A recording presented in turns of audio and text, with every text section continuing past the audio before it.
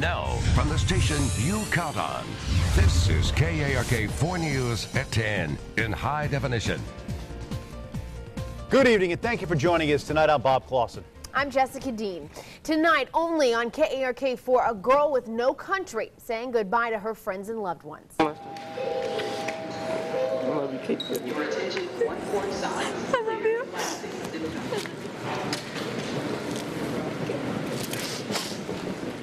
In just a few minutes more on Katie Tidwell's emotional departure, why she is forced to leave Little Rock and the United States, and what her family plans to do to try to get her back home.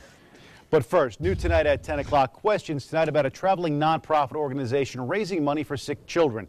Cabot business owners this week filing a police report for fraud. KARK4's Brittany Johnson has been following this story. She has details for us tonight. Brittany, where are we at on this? Hey there, Bob. Well, the organization is called Caring Now for Kids. The website says that since 2004, it's been their mission to raise money for children with cystic fibrosis. Well, now people who know the founder as well as donors say they're not so sure. They do a lot of things for children. The Ransoms don't just open their restaurant to hungry diners. This is Pennies from Heaven. They use their cash-out counter to raise money for various causes. So when a man came into the diner with this picture and 2x4s in February, they made way. He came in and said that his son needed a double lung transplant. He had cystic fibrosis, and he was trying to raise money. His name is Ronald Wursler. These YouTube videos show him in the act all over, breaking 2x4s in the name of cystic fibrosis. And they went around and we were full. He went around to all the tables, see if anybody wanted to donate money. And the waitresses, they donated big. And then all of a sudden I get a phone call from an investigator saying that this was not true. We spoke to the mother of his son. My son has not been helped one time off of this foundation. She says they started the organization to raise awareness, but now she's the one raising an eyebrow at her ex-husband's actions. It is a hoax, it is a scam, it is a fraud against people. Not just children, but all cystic fibrosis people and their families and their loved ones. The Ransoms say they have since filed a report with police, and while their donations may be gone for good, He's a sweet little boy. They hope their concerns don't take the focus off people who really need help. Now, the wife there, the ex-wife, McGinnis, tells us that her doctors for her son say not only does he not need a transplant right now, they don't see him needing one in the foreseeable future. Also, we have access here to some of Wursler's tax documents. They show that for the last 3 years that he filed, 2008, 9, and 10, he has received majority of that money for his own salary. For example, in 2010, only $600 when elsewhere he received over $45,000. When we contacted him to comment, he said he had nothing to say to us. Back to you. All right, Brittany Johnson, thanks so much. The director of a state veterans home fired after it was revealed she took more than $500,000 from veterans. The Arkansas Department of Veterans Affairs started investigating Janet Levine a couple of weeks ago after receiving complaints from employees at the veterans home. The state says Janet Levine took nearly $600,000 from veterans and misused resources and equipment. She also had her family members living in her state-leased home and allegedly mistreated employees. Today we spoke with Public Affairs Officer Kendall Thornton. I think that she just created an unfriendly environment for the staff that made it uncomfortable, for them in the workplace. Thornton says the state VA is liable for her actions and has to repay the nearly $600,000 she took from veterans. In a KARK4 News update, late this afternoon, search crews on the Arkansas River recovered a body just days after a teen jumped from the I-430 bridge in North Little Rock. Pulaski County deputies say they recovered a body in the area near where that teen jumped in, and the remains match the physical and clothing description of the 13-year-old. The body is now being sent to the state crime lab if it is not already there. Also new tonight, some good news out of Camden as a runaway 12-year-old is found. Camden police tell KARK Peyton Mann, last seen at her home on April 19th, was found this morning in Ralston. That's in Nevada County. But it's not all good news for Peyton's family. Camden Police Sergeant T.J. Robertson telling KARK the Department of Human Services was already investigating the family before Peyton ran away. And now there is a possibility of criminal charges against Peyton's mother and other adults connected with the runaway. The child is now in DHS custody. We'll keep you up to date on that story. Now, to a story you will see only on KARK4. Just weeks ago, we told you the story of Katie Tidwell, an 18-year-old girl with no country to call home. Today, KARK's cameras were the only ones rolling as she departed the Little Rock Airport for Mexico to avoid deportation. And a KARK4 News update, Marcy Manley joins us live from Clinton National Airport now with more. Marcy, a very emotional night there at the airport. Absolutely, Jessica. We are still here at the airport in Little Rock, but by now Katie Tidwell and her mother Joanne should have made it to their layover destination in Denver, possibly on the way to Houston. Tomorrow they enter Veracruz, Mexico. It was a day here at the airport everyone hoped wouldn't happen. Now that it has, family and friends can't really fathom what happens next. It's just something I have to do. I'm overwhelmed. I'm too overwhelmed. It's okay. The day 18-year-old Katie Tidwell couldn't imagine happening has arrived. I'm gonna miss you a lot. I think as soon as I get on the airplane, it's gonna hit me like a train. This is my mom. Surrounded by family and friends, she and her mother Joanne prepare to board a plane to Veracruz, Mexico. It wasn't until I saw the airport that it hit me, you know.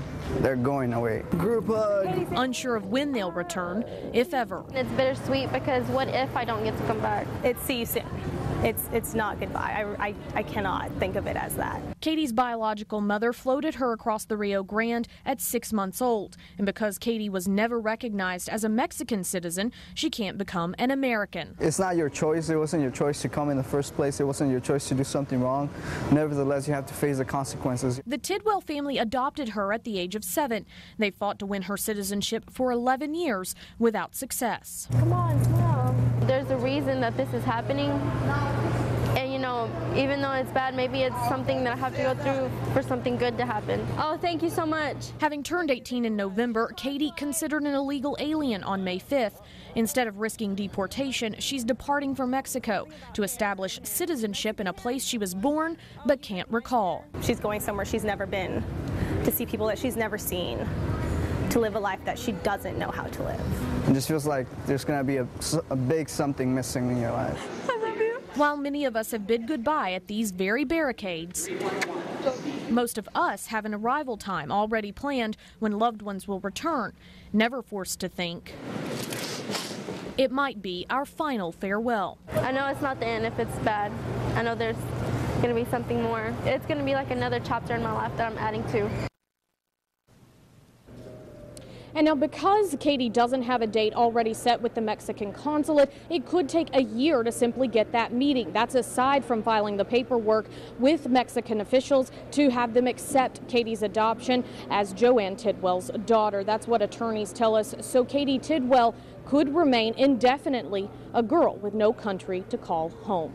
Live at Clinton National Airport, Marcy Manley, KARK 4 News. A story that is far from over. Marcy, thanks very much. A Van Buren County teacher is out of jail tonight on $30,000 bond after allegedly having sex with a 17-year-old student. Shona Ward has been officially relieved of her duties, according to the Southside B Branch District. Ward was a full-time employee at the high school in Clinton. The incident was reported by district officials in March. We tried to talk to the superintendent, and on both cases, officials declined to talk to us. We will refer to the prosecuting attorney in this case. It's a good school, and it's really not a reflection on the school. Institutions are only as good as the people that comprise them. All institutions have people that make bad decisions. They shouldn't be. You send your kids to be safe at school, and you hope they're safe, and then if you have someone that's preying on them. Ward was charged with sexual assault in the first degree. Although Ward is out of jail, she's required to wear an ankle bracelet and is not allowed around any daycare or other child care facility. A business owner in Bryan arrested for allegedly soliciting sex for drugs.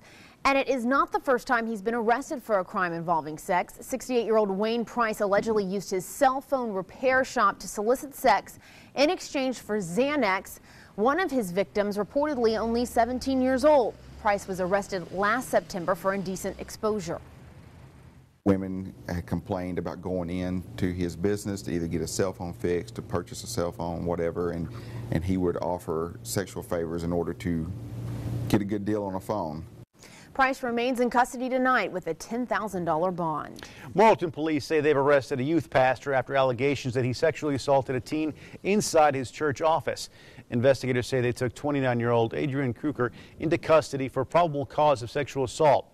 He was arrested after allegations that he sexually assaulted a 16-year-old on Monday at the church. He remains in the Conway County Jail.